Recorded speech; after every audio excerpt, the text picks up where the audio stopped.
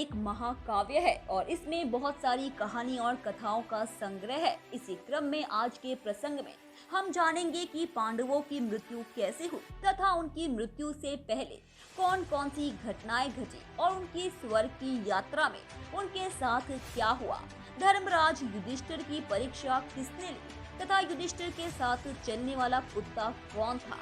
द्रौपदी और अन्य पांडवों की मृत्यु कैसे हुई और किस कारण से वो जमीन पर गिरते चले गए और इसके पीछे युधिष्ठिर ने क्या कारण बताया।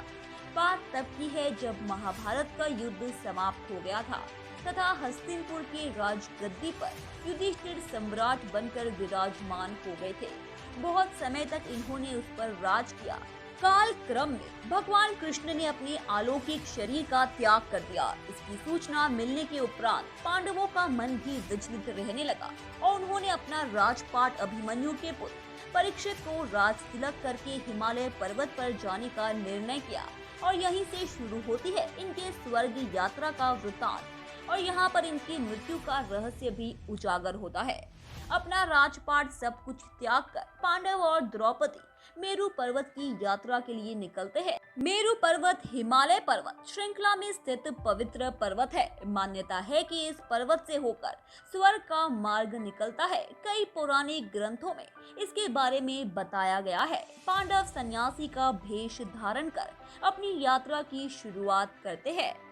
उनकी यात्रा में उनके साथ एक कुत्ता भी उनके साथ साथ चलता है। इस यात्रा में चलते हुए सभी बहुत ज्यादा थक जाते हैं, लेकिन फिर भी ये अपनी यात्रा चालू रखते हैं। चलते चलते रास्ते में द्रौपदी गिर जाती है और वो अपना प्राण त्याग देती है। इस पर भीम युधिष्ठिर से इसका कारण पूछते हैं।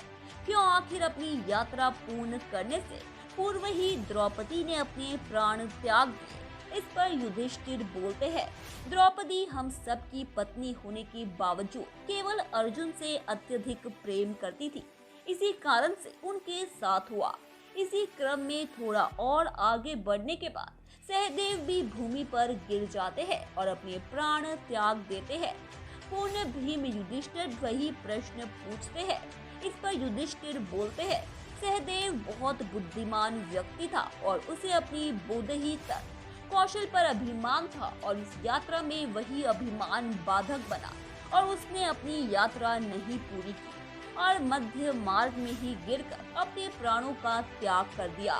आगे चलते हुए नकुल के साथ भी यही हुआ। वो भी चलते चलते भूमि पर गिर पड़े और अपने प्राण त्याग दिए। इस पर भीम के द्वारा पुनः वही प्रश्न पूछने पर युधिष्ठिर ने जवाब दिया कि नकुल संसार में बहुत ही सुंदर पुरुष था, कोई भी उनकी सुंदरता को देखकर मोहित हो सकता था।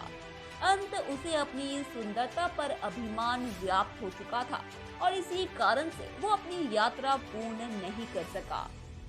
आगे चलते हुए अर्जुन भी बीच यात्रा में ही भूमि पर गिर गए और अपने प्राणों को त्याग कर दिया और इस पर युधिष्ठिर ने बताया, अर्जुन की धनुर्विद्या सभी जानों में श्रेष्ठ थी। ईश्वर का सानिध्य होने के उपरांत भी इसने अपने अभिमान का त्याग नहीं किया, इसलिए ये अपनी यात्रा पूरी नहीं कर पाया और भूमि पर गिरकर अपने प्राणों का त्याग कर दिया। और इसी क्रम में अंत में भीम भी जमीन पर गिर गया और उसने अपने गिरने का कारण भी युधिष्ठिर से पूछा तो युधिष्ठिर ने बोला, इस यात्रा को अपने शारीरिक बल या शक्ति के आधार पर पूरी नहीं की जा सकती और तुमने अपने शारीरिक बल और शक्ति भी इतना अभिमान था कि तुम इसके द्वारा अपनी यात्रा पूरी करना चाहते थे, इसलिए तुम भूमि पर गिर गए। अपना जवाब प्रकट होते के पश्चात भीम ने भी अपने प्राण रास्ते में ही त्याग दिए। अब केवल युधिष्ठिर और उनके साथ चलने वाला कुत्ता ही इस यात्रा में शेष बचे थे। वो अपनी यात्रा को आगे बढ़ाने लगे। तभी स्वयं देवराज इंद्र विमान लेकर युधिष्ठिर के सामने प्रकट हुए और उन्हें अपने साथ स्वर्ग ले जाने के लिए आमंत्रित किया। इस पर युधिष्ठिर ने कहा कि उनका साथ देने वाला कुत्ता भी उनके साथ जाएगा। देवराज ने बहुत समझाया, लेकिन युधिष्ठिर बगैर कुत्ते के जाने को तैयार नहीं थे। इस पर उस कुत्ते ने अपना असली स्वरूप दिखाया। वो स्वयं धर्मराज थे। तभी उन्होंने बोला, हे युधिष्ठिर, आप अपने कर्म से बिल्कुल भी अड़िग नहीं हुए। आप इस परीक्षा में सफल हुए। अब चलिए आप स्वर्ग में अपना स्थान ग्रहण करें। और युधिष्ठिर उस विमान में बैठ गए। जब युधिष्ठिर स्वर्ग पहुंचे तो उन्होंने सबसे पहले अपने भाइयों और द्रौपदी के बारे में पूछा तो उन्हें बताया गया कि वो अपने नियत स्थान पर पहुंच चुके हैं।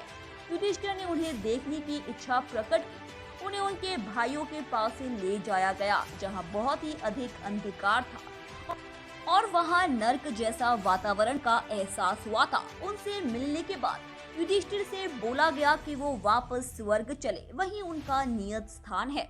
इस पर युधिष्ठिर ने कहा कि मुझे स्वर्ग की चाह नहीं, बल्कि मेरे भाई बंधु जहाँ है मैं उनके साथ ही रहूंगा, और पुनः वापस जाने को मना कर दिया।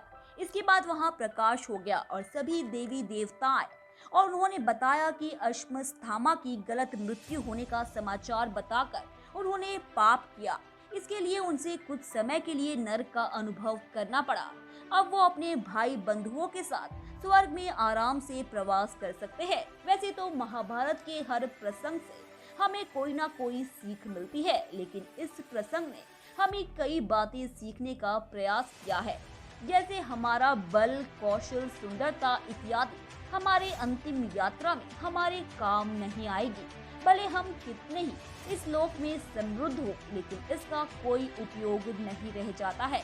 वहीं दूसरी तरफ ये भी शिक्षा मिलती है कि हमें अपनों का साथ कितना आवश्यक है तथा अपने धर्म, नैतिकता, सच्चाई इत्यादि जैसे अच्छे गुण ही हमें मुक्ति के मार्ग की ओर प्रस्तुत कर सकते हैं, और यही हमारे जीवन के बाद की यात्रा के लिए उपयोगी साबित हो सकते हैं, जैसा कि युधिष्ठिर के साथ हुआ। धन्यवाद दोस्तों, उम्मीद है कि आपको हमारे द्वारा बताई गई जानकारी काफी पसंद आई होगी। इसलिए ऐसे ही रोचक तथ्यों और रहस्यों को जानते रहने के लिए हमारे चैनल को सब्सक्राइब करें, अपनी प्रतिक्रिया कमेंट बॉक्स में दें, उसे लाइक करें और अपने दोस्तों रिश्तेदारों को भी इस जानकारी से रूबरू कराने के लिए हमारे इस चैनल को ज्यादा से ज्यादा शेयर करें। धन्यवाद।